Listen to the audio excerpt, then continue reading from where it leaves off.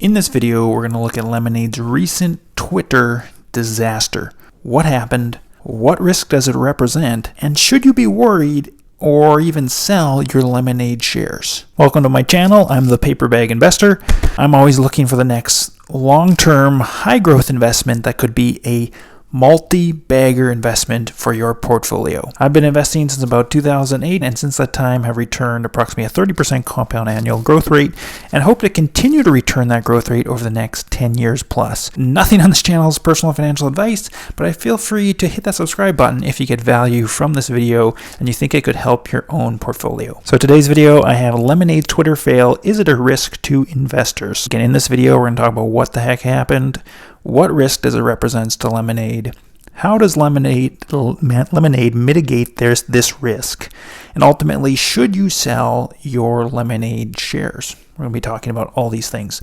So what happened? Lemonade tweeted out a thread the other day, on one tweet especially caused a stir. So I don't know who runs their main Twitter account, but somebody there wrote this up and published it.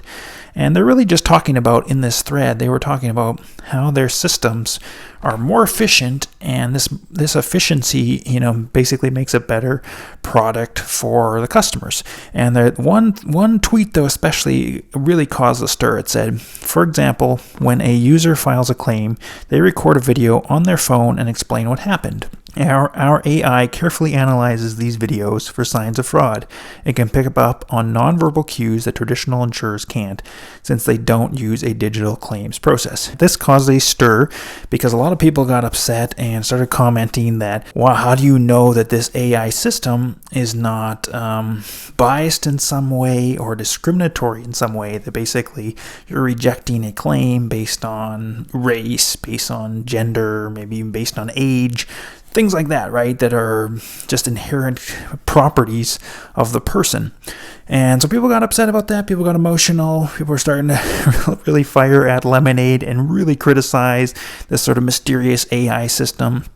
And ultimately, this thread was deleted, and a follow-up post and blog was then published a few days later by Lemonade. And the post kind of went like this. I'm not going to read it all, but the too long didn't read version said, "We do not use, and we're not trying to build AI that uses physical or personal features to deny claims, phrenology or physiognomy." And they posted a blog post as well about they kind of went into more detail and said basically the same thing, but in more detail. And if you don't know what phrenology means, I didn't really know what the heck they're talking about. Detailed study of the shape and size of the cranium as supposed indication of character and mental abilities. Okay, I really don't think Lemonade's AI system is going to predict or deny a claim based on the shape of somebody's head. So I'm pretty sure that's true. And the other definition for physiognomy is a person's facial features or expression, especially when regarded as indicative of character or ethnic origin. So I don't know exactly how Lemonade's AI system works, but they're trying to make it pretty clear here, kind of in the follow-up, that they're not basing it on someone's own ethnic ability or ethnicity or looks or how they look or the shape or size of their head. It's not totally clear to me. To me, there's objectively measurable ways you can measure if someone is more likely lying or telling some kind of partially untrue information, maybe movements of their eyes, tone of voice, things like that. I would suspect that their systems would try and capitalize on those things. So maybe those people get flagged and looked at a little bit further by a human. To me, that would make sense in an efficient system that's trying to catch in a probabilistic way, trying to catch as much of the fraud as possible, regardless of your ethnicity or any other human traits that are properties that are inherent to you. But anyways, all that aside, people got really upset, and the reaction that occurred, this was to the other post. I'm not going to read it all, but you can just pause and read some of these if you want. People got really upset and basically saying, like, there's no way this AI system can eliminate the bias. There was quite a, these were posts just on the second post that was made. I didn't have screenshots of the first post. I'm sure there was even more comments on there. But people getting upset, people getting up in arms, kind of felt like a pitchfork shark mob coming at Lemonade, which understandably, yeah, you don't want a system that is, just based on some kind of inherent property is saying yes or no to your claim or deciding your claim. That would be very alarming. People getting emotional about this, so I can kind of understand their side a little bit. Now we're going to talk about what risk does this represent to Lemonade. So kind of break this down. And this really, since you're talking about an insurance company and insurance companies are trying to profile risk of individuals, this is always going to be kind of a risk that's been there from the start. So not really a surprise to me. But the main risk is that public concern would cause regulators to crack down or limit Lemonade's growth due to concerns over their bias or discrimination. This would be the worst risk, is if people got really up in arms, like in mass, and the public concern was big enough that regulators were forced to really look at Lemonade and even slowed down their growth as a company or limited their growth or some of their product growth because there's fears over discrimination. Whether it's true or not, I mean, that could or cannot be true. I really don't think it's true in Lemonade's case. It really would not seem like the character of the company and would not make sense for them. They would be very aware of this risk long term. Whether it's true or not, this is a major risk for a company like Lemonade. Just that's the fact. As an investor who's objectively trying to look at this, it's a risk. So how does Lemonade mitigate this risk? Here's my thoughts. Ideally, you want insurance. Ideally, what you want as an insurer and even as public people, all that sort of debate about bias, debate about discrimination aside, just shove that all aside and just think from a first principle standpoint. If you're an insurance company, and even if you're a public person who wants to buy insurance, what do you want? What does the system look like that's going to be the most ideal? Ideally, you want insurance coverage and pricing of risk to be individual based and to be accurate. This will result in the best system overall for all. It incentivizes people to be responsible and rewards those that are. It penalizes those that are not. So it puts a really strong incentive structure in place for people to be honest and fair in their claims process. Lemonade, they have to always aim for this above goal, and making sure their systems do not predict based on inherent features of the individual. So whatever sort of just inherent properties of the individual, it's looking beyond that and looking at other clues to flag what could be perceived as fraud that have nothing to do with your race or just the shape of your head or your eye color or your gender or anything like that.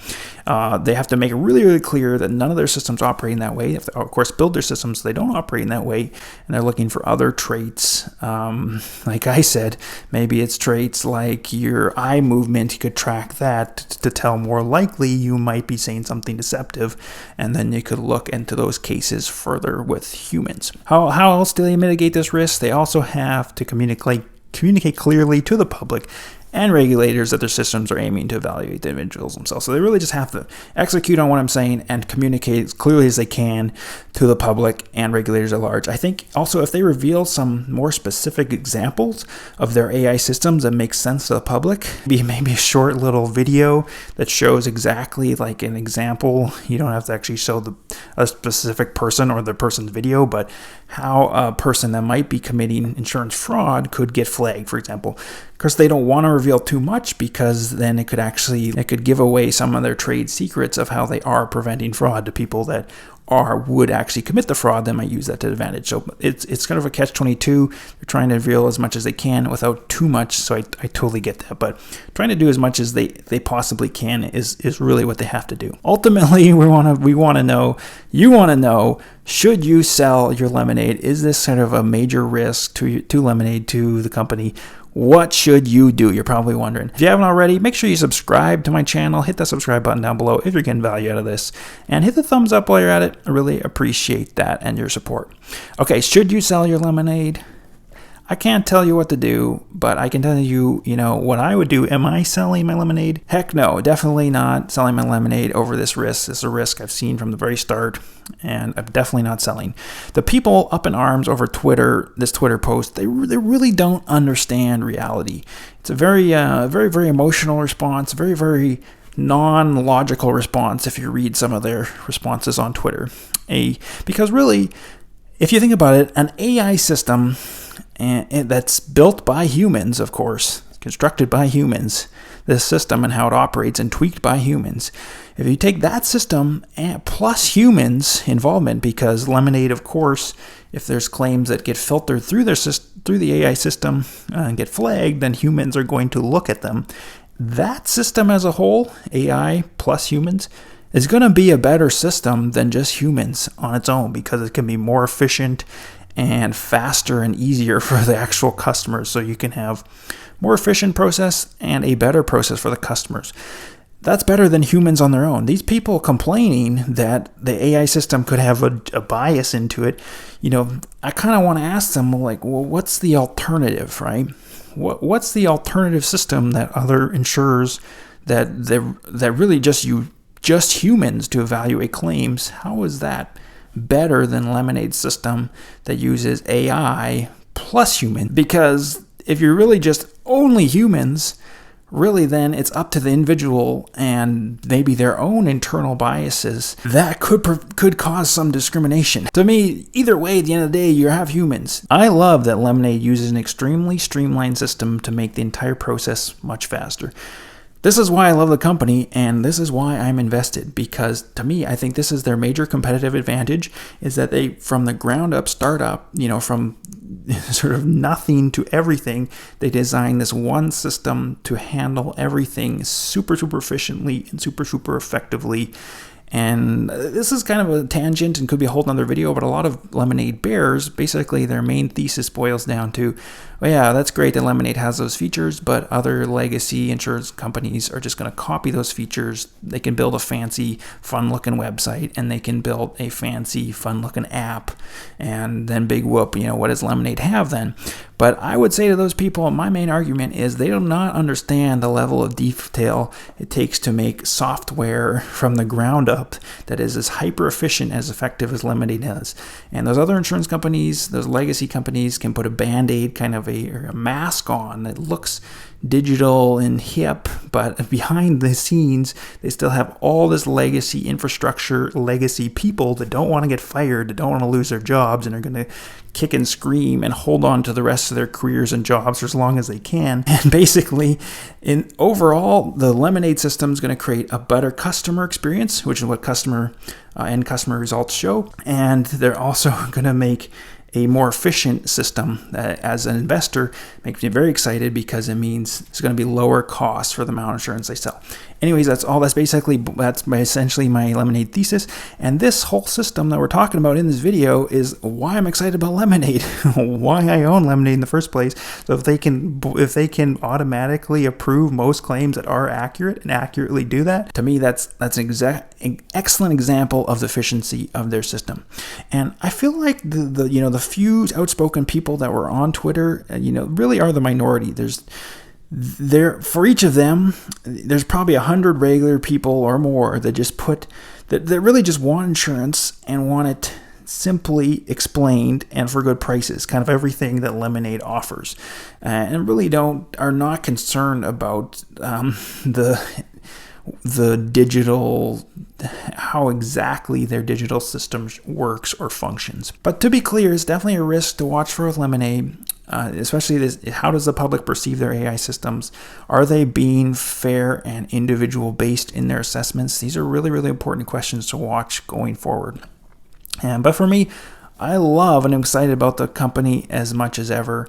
All metrics show that the customers are delighted. Over on the vast majority are delighted, and their systems are efficient and improving. So on the whole, I think it's a fantastic company, and it really has that competitive advantage in their whole system is super hyper efficient versus the legacy systems that are out there. Should you sell your Lemonade? Make sure you comment down below and let us know what you thought of this video and whether or not you think you should really sell based on this Twitter fail. If you got value out of this video, make sure you hit that subscribe button and smash the like button while you're at it. I really appreciate it. Appreciate each one of you for watching, and remember, it's in the bag.